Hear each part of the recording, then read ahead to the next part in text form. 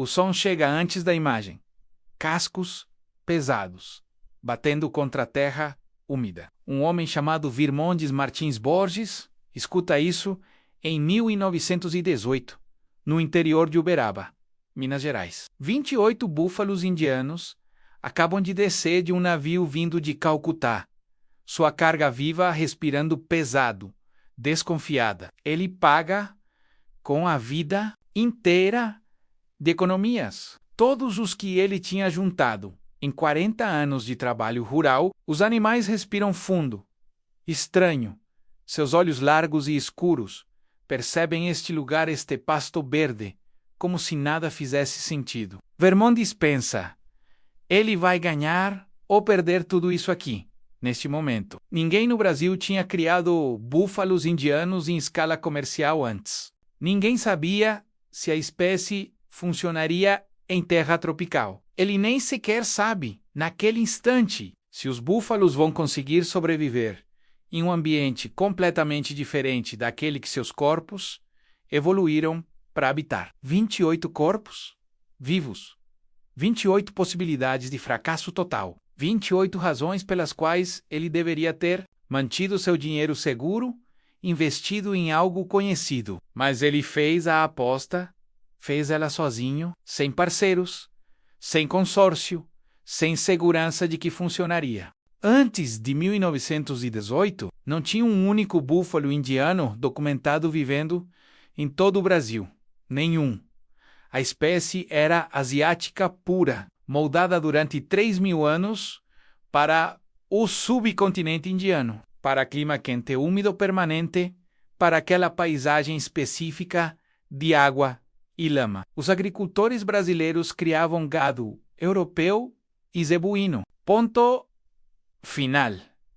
Ponto final. Funcionava no calor porque já estava acostumado. Resistia à doença porque tinha sangue que passou por séculos de seleção para aquele ambiente. Os búfalos eram mitologia distante, criaturas de trabalho agrícola que os indianos usavam desde tempos antigos para arar terra de arroz em clima úmido que nenhum outro animal conseguia suportar. O mercado de reprodutores na Índia estava em explosão em 1916 e 1917. O Império Britânico havia incentivado a produção de carne de búfalo para exportação europeia. Criadores indianos se viam com mais animais do que conseguiam vender. Os preços caíram dramaticamente. Virmondes ouve sobre isso através de comerciantes de gado que vinham de São Paulo regularmente para Uberaba fazer negócios com zebuínos. Um desses, Sabino de Souza,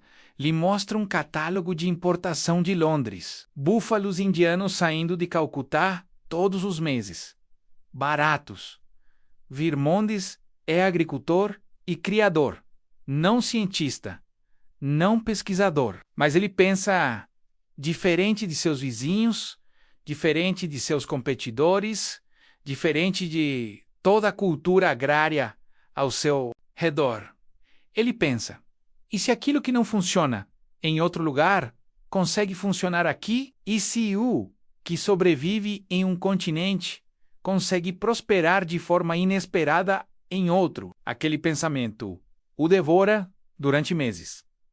Ele tira crédito. Vende propriedade de terceiros em Uberaba. Viaja pessoalmente para o Rio de Janeiro, onde tem contato com um importador britânico que traz reprodutores indianos regularmente através de seus contatos nas companhias marítimas. Negocia 28 cabeças machos adultos fêmeas em idade reprodutiva, jovens ainda crescendo. Todas as raças indianas misturadas, sem preocupação com pureza. A maioria do tipo Jafarabadi, a maior e mais musculosa. Traz-as para sua fazenda em Uberaba, uma propriedade que ele havia preparado com pastagens nativas que seus vizinhos locais lhe garantiam enfaticamente que nenhuma criatura estranha jamais comeria. Virmondes o solta. Espera. Observa cada movimento durante a noite, durante o dia. Na primeira semana, 2 búfalos morrem de enterotoxemia, uma infecção do intestino que ninguém consegue tratar com as ferramentas daquela época. Virmondes os enterra com as mãos em terra vermelha, pensando se cometeu o maior erro da sua vida.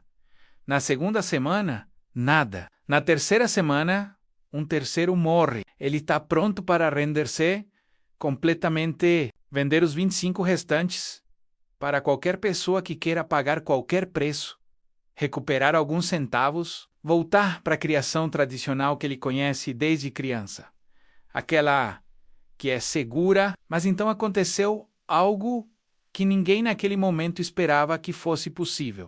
Uma fêmea, jovem, uma Jafarabadi, que ele havia nomeado sultana, depois de uma história de um livro que havia lido, começou a comer como nunca havia comido antes, com um apetite que assustava Virmondes pela sua intensidade. Seu corpo, magro e assustado durante a viagem de navio, começou a ganhar peso visível, semana após semana. Começou a produzir leite em quantidades que surpreendiam Virmondes, mesmo sem ter tido parto recente, apenas pelo leite residual que toda vaca mantém naturalmente em seus tecidos. Virmondes a ordena manualmente, consegue 2 litros no primeiro dia, depois 3 no segundo, depois 5 no terceiro, depois 7 no quinto. O leite é diferente do leite de vaca tradicional que ele ordenhava. Uberaba, mais denso, mais gorduroso, mais doce, uma qualidade que ninguém havia descrito em tratado algum de agricultura brasileira. Ele convida seu vizinho mais próximo, um fazendeiro chamado Antenor Machado de Azevedo, que vivia a apenas poucos quilômetros em Cássia. Antenor cavalga até a propriedade. Prova o leite de sultana. Sua expressão muda. Quer imediatamente um búfalo para sua própria fazenda. Virmondes oferece um casal, macho e fêmea, jovem. Antenor os leva para sua propriedade em Cássia, também em Minas Gerais. Em 1920, apenas 2 anos depois daquele casal sair de Uberaba, Virmondes recebe uma carta de Antenor. O casal havia se reproduzido. Tinha filhotes saudáveis. A população em Cássia tinha crescido para 6 cabeças. Virmondes entra em contato com Antenor e descobre que os filhotes nasceram sem complicação, sem morte, sem doença. Nascem rapidamente. Desenvolvem-se em ritmo rápido. Não há nenhum problema de adaptação, nenhuma doença estranha, nenhuma resistência do corpo ao novo clima. Antenor começa a vender filhotes para outros fazendeiros em Franca, São Paulo, uma região que ficaria conhecida como o principal centro de criação de búfalos do Brasil durante as próximas décadas. A notícia viaja através de cartas, através de conversas em feiras de gado, através de comerciantes que visitam múltiplas fazendas. Virmondes, porém, já tinha expandido sua própria operação porque sabia que tinha algo que funcionava, algo real, algo documentado. Seus 28 originais, menos os 5 que morreram naqueles primeiros meses traumáticos, compunham 23 indivíduos. Mas esses 23 tiveram filhotes. Em 1922, apenas 4 anos após a chegada, Virmondes tinha 52 búfalos vivos na sua propriedade. A população tinha mais que duplicado, apesar das mortes iniciais. Uma pessoa naquele tempo, se visitasse a fazenda de Virmondes pessoalmente, veria algo que nunca havia sido visto antes em toda a América do Sul. Animais de trabalho indiano em terra brasileira, prósperos, comendo, reproduzindo-se, como se tivessem sempre vivido ali em harmonia perfeita. Eu li o cadastro de importação de 1918, mantido no Arquivo Público de Minas Gerais há alguns meses. O documento original lista todos os 28 animais que desembarcaram.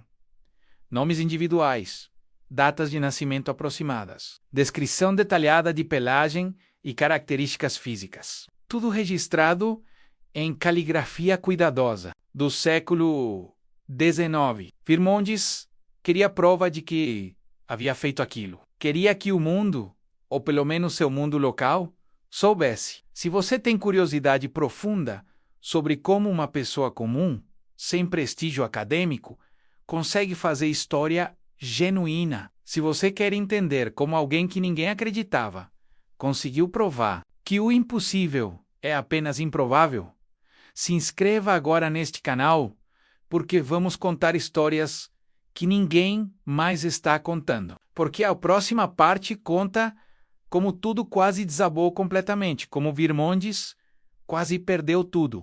Mas então chegou a crise que ninguém viu vindo com força suficiente para preparar. Em 1926, 4 anos depois que a população havia crescido para mais de 100 de animais, uma bactéria chamada Brucella apareceu repentinamente nas criações de búfalos de Minas e São Paulo simultaneamente. Não era específica de búfalos, afetava gado bovino inteiro também, mas em búfalos, a taxa de transmissão era 3 vezes maior, 3 vezes mais rápida, 3 vezes mais devastadora. As fêmeas gestantes perdiam os filhotes, os abortos, acontecendo em série, animal após animal. Os filhotes que nasciam de fêmeas infectadas vinham doentes, fracos, incapazes de sobreviver aos primeiros dias. Virmondes perdeu 20 animais. Em um mês, perdeu 20, sua população caiu de 105 para 85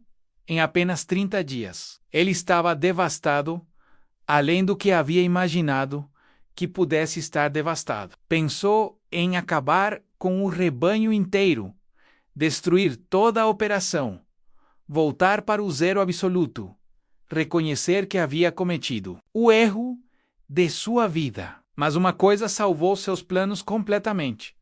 A bactéria parou de se espalhar àquela região de Minas Gerais, por sorte climática pura. Por coincidência geográfica, tinha invernos mais secos que criam condições que protegem contra a disseminação de Brucella. A população se estabilizou abruptamente.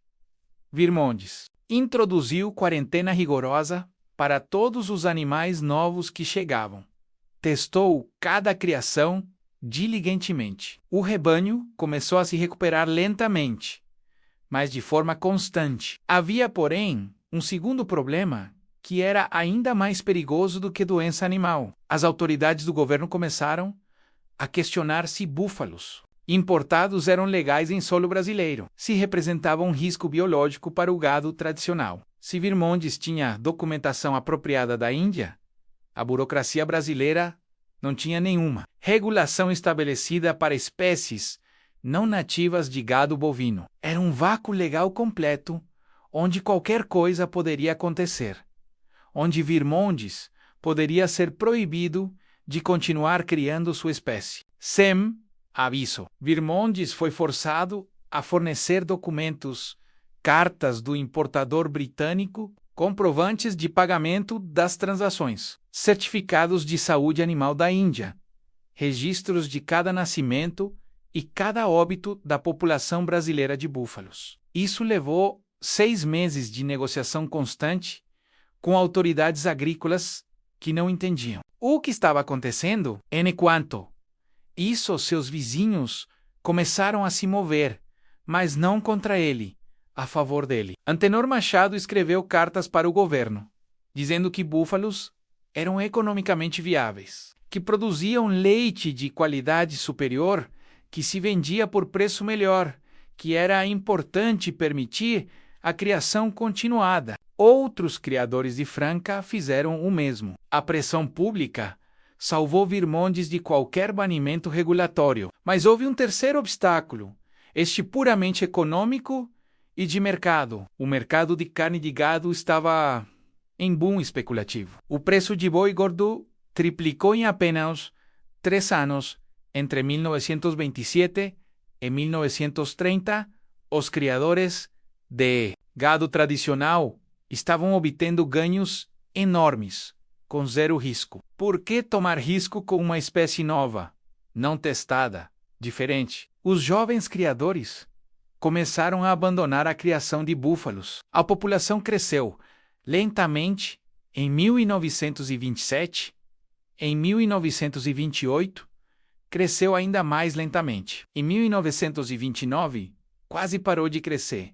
Estagnação. quase total. Virmontes estava olhando para um futuro onde ele seria o único criador, mantendo a espécie inteira viva no Brasil, gastando dinheiro mês a mês, enquanto o resto da indústria agrária prosperava com gado tradicional e zebuíno. Virmontes fez uma escolha estratégica em 1930 que mudou completamente o rumo de tudo. Em lugar de tentar criar búfalos sozinho contra o mercado inteiro, começou a organizar um grupo cooperativo de criadores. Convidou os maiores criadores de Franca, São Paulo e Minas Gerais para uma reunião em sua própria fazenda. Apresentou os seus registros cuidadosos. Mostrou as taxas documentadas de produção de leite, que eram superiores às do gado tradicional. Mostrou que a espécie era economicamente viável se manejada como rebanho cooperativo, não como experimento isolado de um homem único, trabalhando contra o sistema. Convenceu 7 criadores principais a investir cada um em um casal de búfalos para suas propriedades. A população, que estava estagnada e desmotivada, começou a crescer novamente com velocidade. Mas mais importante ainda, Virmontes criou uma rede viva de criadores que compartilhavam conhecimento prático constantemente. Aqueles que tinham problemas de reprodução consultavam com Virmontes sobre técnicas de manejo aprendidas através de tentativa e erro. Aqueles que enfrentavam problemas com doença aprendiam protocolos de quarentena que Virmontes havia desenvolvido. A população de búfalos no Brasil inteiro começou a crescer exponencialmente durante os anos 30. Em 1935, havia búfalos documentados em fazendas de Uberaba, Cássia, Franca, São Paulo, Rio de Janeiro e até no Pará, onde as condições tropicais de clima e umidade se mostraram ideais para a espécie. Em 1940, apenas 10 anos depois da organização da rede de criadores, a população nacional havia chegado a mais de 1.000 cabeças vivas. 1.000 búfalos em territórios que não tinha nenhum único em 1918. Virmontes, agora com 70 anos de idade, ainda criava pessoalmente seus 23 descendentes, originais, todos cuidadosamente documentados em um livro manuscrito que ele mantinha guardado em sua casa. Este livro seria a base para o sistema de registro genealógico que viria mais tarde ser criado formalmente pelo governo brasileiro nas décadas seguintes. Em 1945, o governo federal reconheceu formalmente o potencial econômico dos búfalos para regiões de clima tropical quente, onde o gado europeu sofria terrivelmente de parasitas intestinais e calor excessivo sem conseguir produção adequada. Criou um programa de subsídio para criadores novos que quisessem entrar na atividade. Subsidiou a importação de reprodutores puros da Índia para melhoramento genético. Em 1950, havia mais de 5.000 búfalos espalhados em propriedades do Brasil inteiro. Em 1960, havia mais de 15.000. Em 1970, havia mais de 50.000. Hoje em dia, o Brasil tem o maior rebanho de búfalos fora da Ásia. Um rebanho que ultrapassa 1.200.000 cabeças, principalmente no estado do Pará, que tem mais de 680.000 cabeças.